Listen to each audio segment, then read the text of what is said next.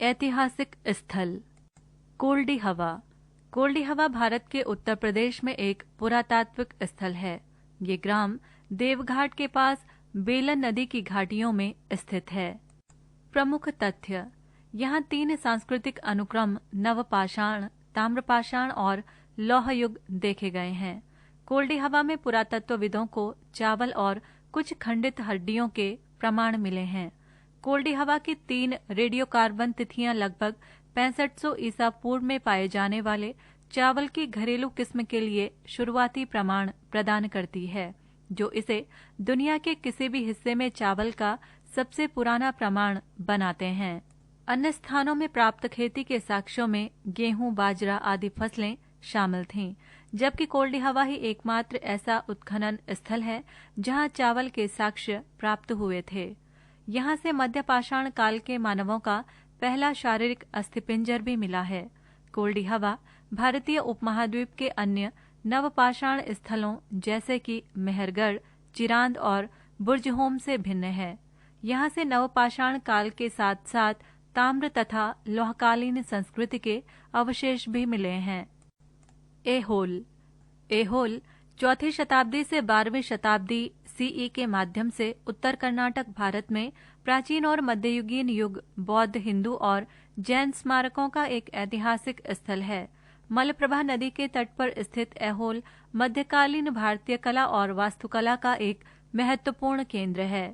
ये कर्नाटक पर शासन करने वाले विभिन्न राजवंशों के समृद्ध अतीत को दर्शाता है, जिनमें चालुक्य भी शामिल थे। ऐहोल कुछ वर्षों तक चालुक्यों की राजधानी भी थी। प्रमुख तथ्य: ऐहोल को औपचारिक ब्रिटिश युग पुरातात्विक रिपोर्टों में एवल्ली और अहिवोलल के रूप में 4वीं शताब्दी से 12वीं शताब्दी तक, अपने शिलालेखों और हिंदू ग्रंथों में अयोधोल और आर्यपुरा के रूप में जाना जाता था। बादामी चालुक्य के शासन के दौरान 5वीं और 8वीं शताब्दी के बीच विकसित ऐहोल में 125 से अधिक मंदिर हैं। 12वीं शताब्दी तक राष्ट्रकूट और कल्याणी चालुक्य के शासन के दौरान कुछ मंदिर बनाए गए थे। मंदिर विभिन्न वास्तुशिल्प शैलियों में बने हैं, जो द्रविड़, नागर, फमसन और गजप्रस्थ मॉडल का प्रतिनिधित्व करते हैं।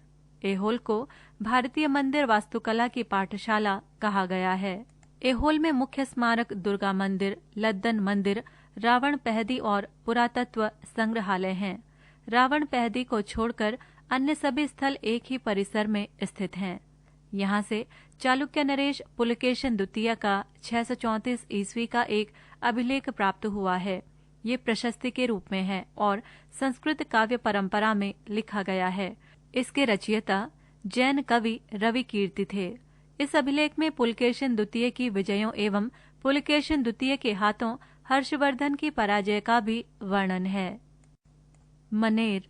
पटना से लगभग 30 किलोमीटर दूर प्राचीन ज्ञान स्थली मनेर एक छोटा कस्बा है। अन्य इमारतों के अलावा यहाँ 2 महत्वपूर्ण इस्लामिक मकबरे भी हैं। पहला मकबरा मखदूम याहिया या शेख याहिया मनेरी की कब्र है, जिसे बड़ी दरगाह के नाम से जाना जाता है, और दूसरा शाह दौलत या मखदूम दौलत की कब्र है, जिसे छोटी दरगाह कहा जाता है। प्रमुख तथ्य: 12वीं सदी का गहड़वाल शासक गोविंद चंद्र के ताम्रपत्र पर इस स्थान का नाम मनियारी पत्तल मिलता है। ये मनेर का प्राचीन नाम था। तत्कालीन बिहार के सूबेदार इब्राहिम खान संत मखदूम दौलत के शिष्य थे, इसलिए वर्ष 1608 में अपने आध्यात्मिक गुरु की मृत्यु के बाद उन्होंने वर्ष 1616 में इस मकबरे का निर्माण करवाया था। एक शानदार गुंबद का निर्माण वर्ष 1619 में इब्राहिम खान द्वारा कराया, जिसकी छत पर कुरान की आयतें लिखी हुई हैं। एक मस्जिद और जहांगीर युग की वास्तुकला की विशेषता इस मकबरे में देखी जा सकती है। इसकी दीवारों पर की गई नक्काशी असाधारण रूप से जटिल और खूबसूरत है। इसे पूर्वी भारत में निर्मित मुगल काल का सर्वश्रेष्ठ स्मारक माना जाता है। ऐसा कहा जाता है कि इस स्मारक में उपयोग होने वाले लाल और पीले पत्थर उत्तर प्रदेश के चुनार जिले से लाए गए थे। याहिया मनेरी का ये मकबरा एक मस्जिद में स्थित है और 400 फीट लंबी सुरंग से सोन नदी के पुराने तट से जुड़ा हुआ है। ये मकबरे यहाँ के बहुत ही लोकप्रिय तीर्थ स्थल हैं। चिदम्बरम। तंजावुर से लगभग 110 किलोमीटर दूर स्थित चिदम्बरम का ये पवित्र शहर अपने द्रविड़ वास्तुकला वाले मंदिरों के लिए प्रसिद्ध है। यहाँ का मुख्य आकर्षण चिदम्बरम नटराज मंदिर है, जो भगवान शिव को समर्पित है। वर्तमान मंदिर 10वीं शताब्दी में बनाया गया था, जब चिदम्बरम चोल राजवंश की राजधानी थी। प्रमुख तथ्य। ये पूरे राज्य में फैले उन 5 मंदिरों में से एक है जो वायु, जल, पृथ्वी, अग्नि और आकाश का प्रतिनिधित्व करते हैं।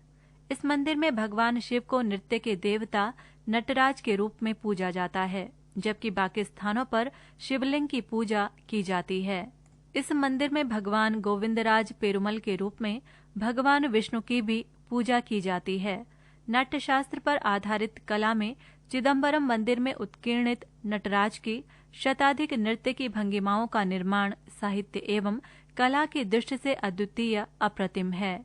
7वीं शताब्दी से लेकर 16वीं सदी तक चिदम्बरम मंदिर के विकास में पांड्य, चोल, विजयनगर के नरेशों, स्थानीय महाजनों तथा जनगण का महत्वपूर्ण योगदान रहा, जिन्होंने मंदिर के स्तंभों और दीवारों पर नटराज के नृत्य मुद्रा की प्रतिमाओं को नाट्यशास्त्रीय आधार पर उत्कीर्ण कराया।